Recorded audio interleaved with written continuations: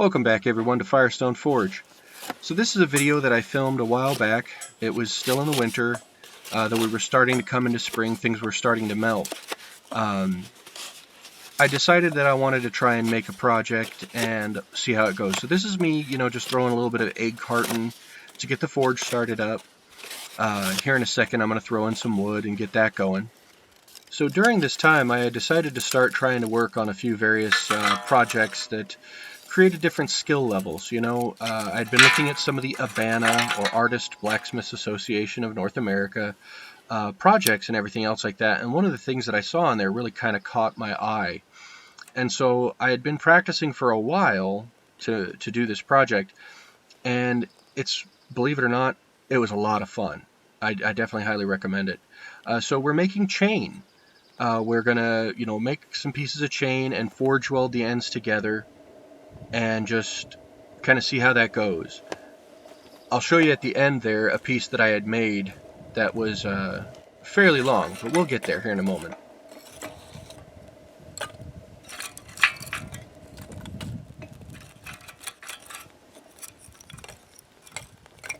Sometimes I'll like to add a little bit of pine pitch or pine sap, resin, whatever you'd like to call it, to help get the fire going a little bit easier. But today I didn't need it. It was warm enough out, and I didn't want to have to go and raid some pine pitch off of a nearby tree. But it worked out. I got the thing fired up pretty easy.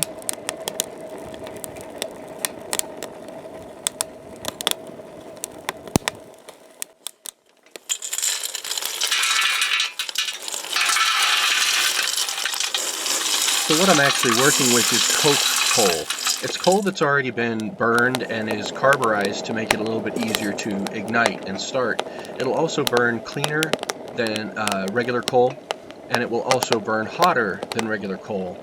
Down in the fire pot where you have your fire going and everything else like that, your nucleus of flame, if you will, that's where your coke will basically be. Typically when you clear out your forge, that's when you'll kind of pull out the coal at the end of the day, or the coke at the end of the day, and use that to start your next fire.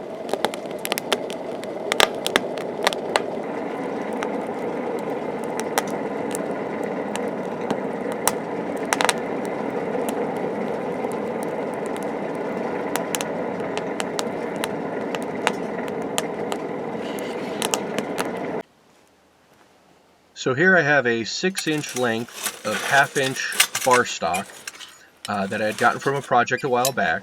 It's a low-grade steel. It had like a case hardening property to it. So the inside was very low or mild steel, and the outside was a harder steel. Made things a little bit more interesting, but it was a lot of fun to work with. That's what we're using on this project today.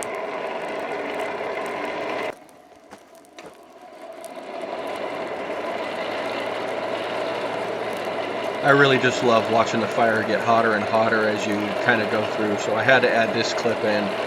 You can slowly but surely see it starting to get a little more orange, which is really nice.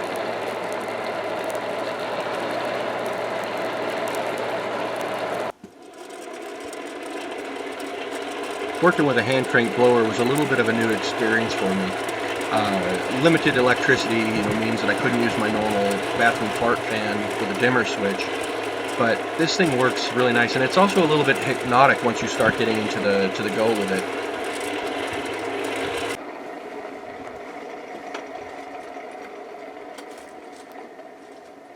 So here we're going to take the steel out of the fire, put it into the Pritchard hole, or the round hole, about halfway, just below halfway, and just bending it over just like that, and then pull it out and check to make sure that the ends are about even. If they're not, you can actually go at them with a hammer to square it up if needs be. You want them, like I said, about even. That's important. You then take your piece and put it back into the forge. Make sure that the ends are what's into your fire, because you're going to be heating those up and doing some scarf work on those. I like to leave the round end slightly exposed, so that way it's easier to grab with my tongs to pull it out of the fire. Also, it doesn't need to be heated up. Just a little trick.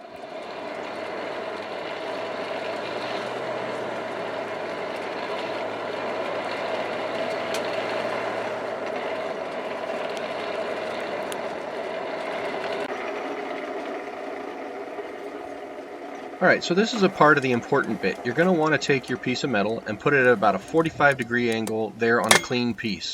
Do 2 to 3 hits that are really nice, and then you kind of rotate as you pull that material out. You want to create kind of a step, if you will.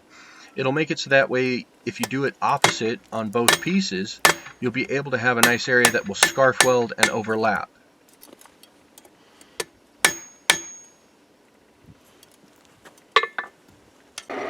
So I had already made 2 pieces of chain and forge welded the ends.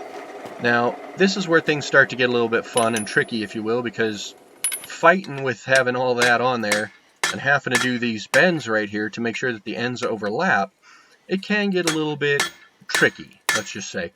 Obviously use the horn of the anvil to kind of move the pieces down.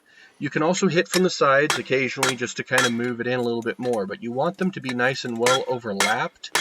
And then of course you take it to the face of the anvil. See, there we go. Take it to the face of the anvil and make sure that it overlaps real nice. So next I'm going to add a little bit of borax. We have to do a forge weld on that end to make sure that it's fully solid. So I'm just adding a little bit there. Make sure that you get it in all the crevices. I probably should have heated that up a little bit more to get it in there a little bit better, but it worked out just fine. Now unfortunately the camera had shut off and I didn't realize it at the time, so I didn't get the footage of the actual forge weld, but all those ends are actually forge welded. I need to do a little bit more work to make them a little more uniform, but they hold really well. Each one of those links is about 6 inches long of material, 1/2 inch wide, like I said. This piece of chain is one that I had been working on and getting perfected. That's 27 inches long worth of chain. It was a lot of fun to do.